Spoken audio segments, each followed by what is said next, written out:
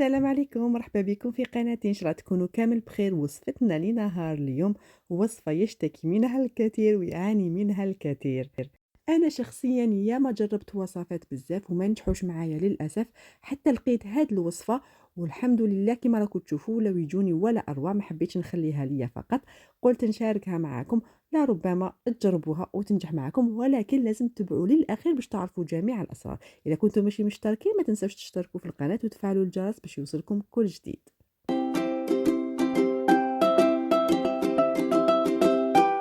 أول مرحلة نقوم بها راح نغربلو اللوز تاعنا والسكر تاعنا. خديت 100 غرام لوز مرحي رقيق كامل و100 غرام تاع السكر الناعم. لازم نتخلصوا من الحبيبات اللي تكون كبيرة هذه كما راكم تشوفوا، ونحطوا الخليط تاعنا جانبا ونروحوا للمرحلة الثانية. هنا عندي 75 غرام تاع بياض البيض، لازم توزنوه بالميزان 75 غرام. نخفقوه لمدة دقيقة بسرعة متوسطة حتى يولي لكم اوناج كما راكم تشوفوا. وهنا نضيفوا السكر تاعنا اللي هو 100 غرام سكر حبيبات. نضيفوا القليل في كل مرة، كل إضافة حسبوا 30 ثانية. ضيفوا شوية حسبوا 30 ثانية، ضيفوا شوية 30 ثانية حتى تكملوا كامل السكر ديالكم ويولي الخليط ثقيل كما راكم تشوفوا. نقص السرعة إلى البطيئة كامل ونخفق لمدة دقيقة، وهنا يكون واجد باش نضيفوا الخليط تاع السكر واللوز ديالنا. راح نحط نصف الكمية أولا ونخلط، ندور هكا ونجبد لعندي، ندور ونجبد لعندي غير بالعقل حتى يدخل اللوز والسكر مليح في البيض تاعنا. راح نزيد نوري لكم كيفاش ندور هكذا كما راكم تشوفوا ونجبد هكا لعندي حتى كما قلت لكم يندمجوا مليح. راح نضيف الملون هنا وقت باش تضيفوا الملون اللي حبيتوا نتوما. طبعا الا ضفتوا الملون لازم يكون جال ولا اون بودر، ما لازمش يكون سائل لانه راح يفسد القوام تاع لي ماكارون ديالكم. هنا خدات لي من 7 إلى 8 دورات، يعني ندور ونجبد ندور ونجبد. المهم كي ترفدي بلا سباتول تاعك الخليط تاعك يبقى يطيح ما يتقطعش، يبقى هكاك خيط كأنه خيط ما يتقطع. هنا تعرفي باللي راه وجد.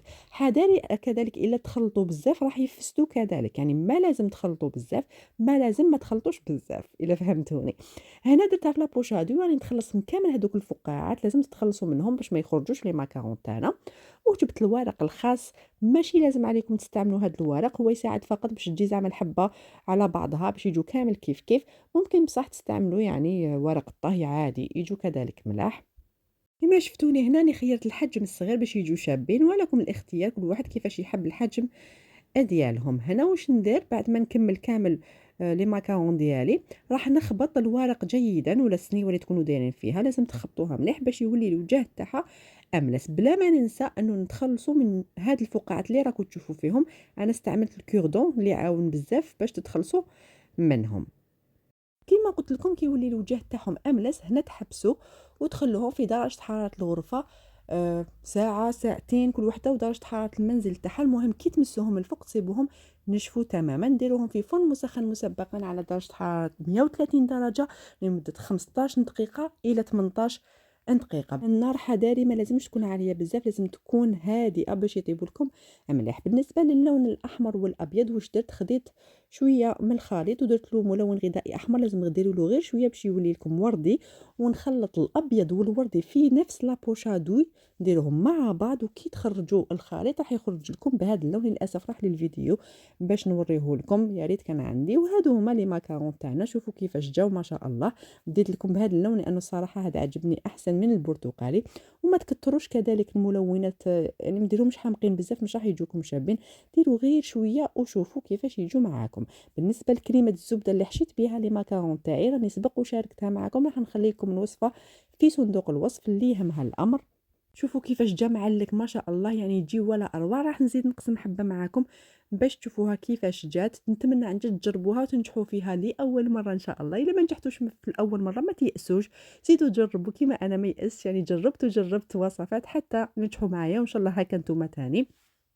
نسيت فقط باش نقول لكم انه بياض البيض لازم يكون على درجه حراره الغرفه، ما يكونش بارد بزاف. وكاينه حيله واحده اخرى كذلك كي تحسوا انهم طابوا باش تتاكدوا مليح انهم طابوا، شتو هما يطلعوا ويديروا هاد الطبقه هذه الصغيره من تحت. كي تمسوهم اذا كانوا يتحركوا معناتها مازالهم شويه، اذا ما كانوش يتحركوا معناتها خلاص راهم طابوا.